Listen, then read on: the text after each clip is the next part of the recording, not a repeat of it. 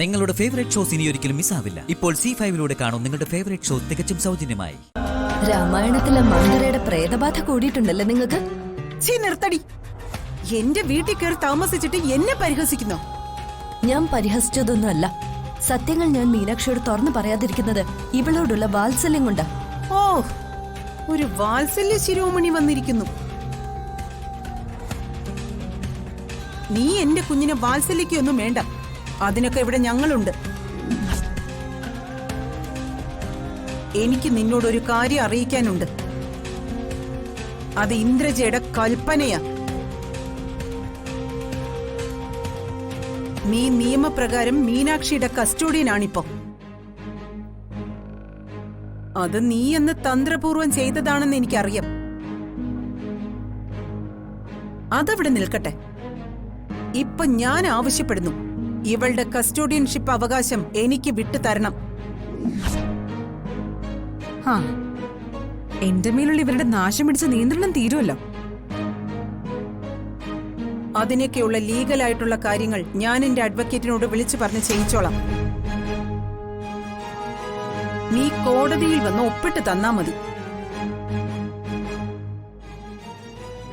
പിന്നെ അധിക കാലമൊന്നും നീ ഇങ്ങനെ പുറത്ത് വിലസി നടക്കില്ല. എന്റെ മാധുരിയുടെ കൊലപാതകത്തിൽ നിനക്കും ജയരാമനും ഒരുപോലെ പങ്കുണ്ട്. അവനിപ്പോ അകത്താ. താമസം കൂടാതെ നിന്നെയും ഞാൻ അകത്താക്കും.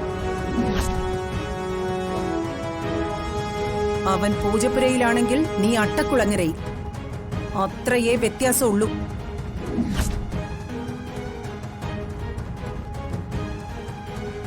പോട്ടെ മോളെ. മാഡം നിന്ന്.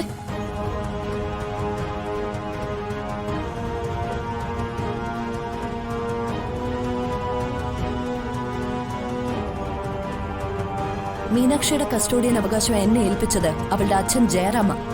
അദ്ദേഹത്തിന്റെ അനുവാദമില്ലാതെ ആ അവകാശം ഞാൻ മാറ്റിത്തരില്ല. പിന്നെ മീനാക്ഷിയെ ഉപയോഗിച്ച് നിങ്ങൾ എന്നോട് പകരം വീട്ടാൻ ശ്രമിച്ചാൽ അതിന് ഈ നന്ദിനി നിന്ന് തരില്ല. അത് ഓർമ്മിച്ചോ. ഇപ്പൊ നിനക്കൊന്ന് നൊന്തു ഇല്ലേടി? ഇനി നീ ഏൽക്കാൻ പോകുന്നത് നിന്റെ മനസ്സിലേക്കും ശരീരത്തിലേക്കും ഞാൻ എയ്ത് വിടുന്ന ശരവർഷങ്ങളെയാ. ഞാനും നീയും തമ്മിലുള്ള ഗെയിം ആരംഭിക്കുക. നിന്റെ വീഴ്ച കാണാതെ ഇനി ഞാൻ പിൻവാങ്ങില്ല.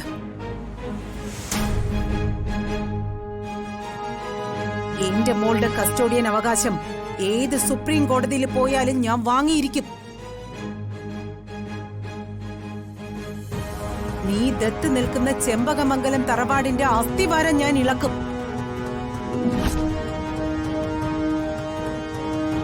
തടയാൻ പറ്റുമെങ്കിൽ നീ ഒന്ന് തടയ്.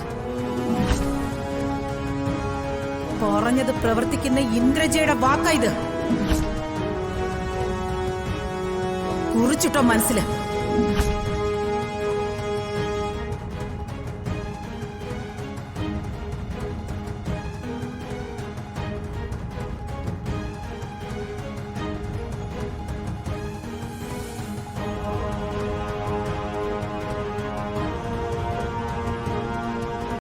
ഡൗൺലോഡ് ചെയ്യൂ C5 ആപ്പ്. കാണൂ എല്ലാ എപ്പിസോഡുകളും സൗജന്യമായി.